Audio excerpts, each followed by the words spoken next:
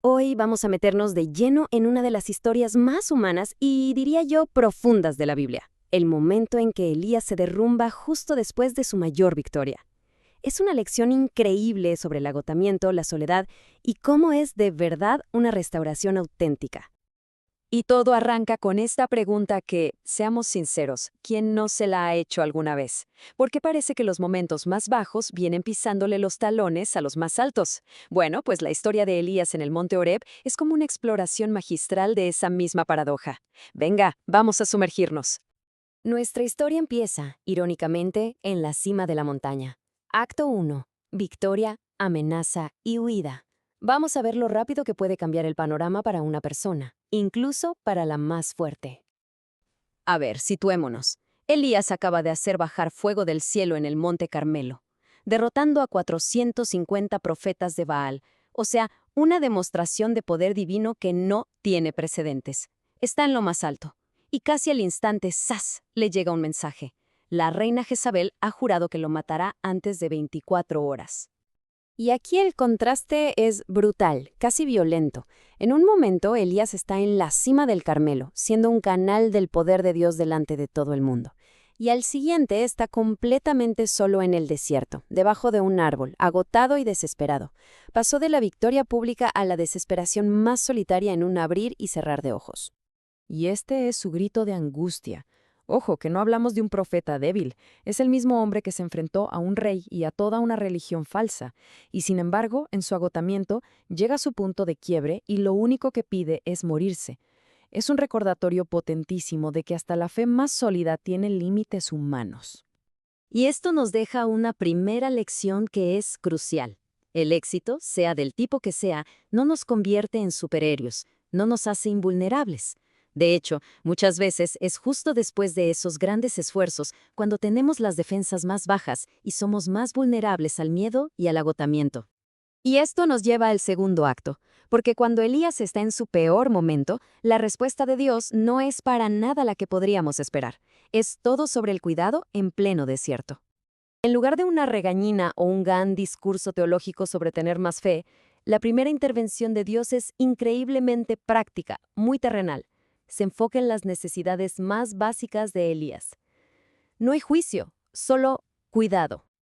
Lo increíble es la sencillez de este plan de recuperación.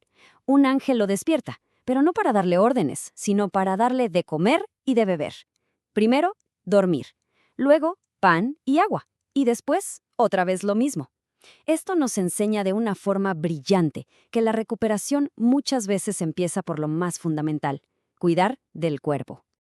Y esto nos revela una verdad profundísima. A menudo se nos olvida que nuestro bienestar espiritual y emocional está totalmente conectado a nuestro estado físico. A veces, la acción más espiritual que uno puede hacer es dormir las horas que tocan, comer bien o beber un vaso de agua. Dios mismo nos está enseñando este principio con su profeta agotado.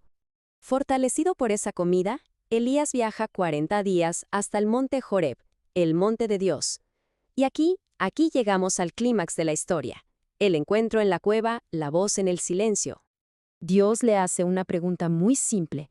¿Qué haces aquí, Elías? Y la respuesta de Elías nos deja ver perfectamente su estado mental. Dice, solo yo he quedado. Su agotamiento y su miedo han distorsionado por completo su percepción de la realidad. Se siente radicalmente solo, abandonado en la causa de Dios. Entonces Dios le dice que salga de la cueva, y lo que viene ahora es una demostración de poder espectacular. Primero, un viento tan bestia que parte las rocas. Elías podría haber pensado, aquí está, el Dios del monte Carmelo, pero el texto es muy claro, Jehová no estaba en el viento. Después del viento, un terremoto que sacude la montaña entera. Otra demostración de fuerza abrumadora. Seguro que Dios estaría en algo así, ¿no? Pues una vez más, la narración nos dice que no, que Jehová no estaba en el terremoto. Y por último, un fuego, el mismo elemento que consumió el altar en el Carmelo. Este era el lenguaje de poder que Elías conocía. Pero por tercera vez, el mensaje es el mismo. Jehová no estaba en el fuego. Es como si Dios estuviera desmontando la idea de que su presencia solo se manifiesta en lo espectacular y ruidoso. Y entonces, después de todo ese ruido y esa furia, llega un silbo apacible y delicado, Una voz suave, casi un susurro. Y es ahí, en esa quietud, donde Elías reconoce la presencia de Dios y se cubre el rostro. Y aquí hay una lección que lo cambia todo. En un mundo saturado de ruido, buscamos a Dios en los grandes eventos, en la música a todo volumen, en lo grandioso. Pero esta historia nos enseña que, muy a menudo, su voz se oye con más claridad cuando por fin nos quedamos quietos y en silencio. Después de que Elías repite su queja de «solo quedo yo», Dios le responde con una corrección que es suave pero a la vez firme. No, Elías, no estás solo. He reservado a 7,000 personas en Israel que no se han arrodillado ante Baal. La soledad que sentía Elías era un sentimiento muy real, sí, pero no era la realidad de los hechos. Y esto nos lleva al acto final de la historia, la restauración y la nueva misión. Porque la verdadera sanación no es un fin en sí misma, sino que nos prepara para el siguiente paso. Dios no le dice a Elías, pobrecito, tómate un descanso indefinido. Lo consuela, corrige su perspectiva y luego, y esto es clave, le da un nuevo propósito. La restauración no es jubilarse del servicio, es ser reequipado y reenviado a Él. Las instrucciones que recibe son específicas, estratégicas y con la vista puesta en el futuro. Dios saca a Elías de su propia cabeza, dándole tareas que son mucho más grandes que él. Tiene que ungir a 2 reyes y, lo más importante, a su propio sucesor, Eliseo. Y esto también enseña una lección de humildad que, en realidad, es liberadora.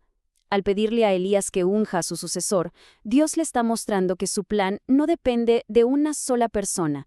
Nadie es indispensable. Y eso libera a Elías de la presión de sentir que todo el peso del mundo descansa sobre sus hombros.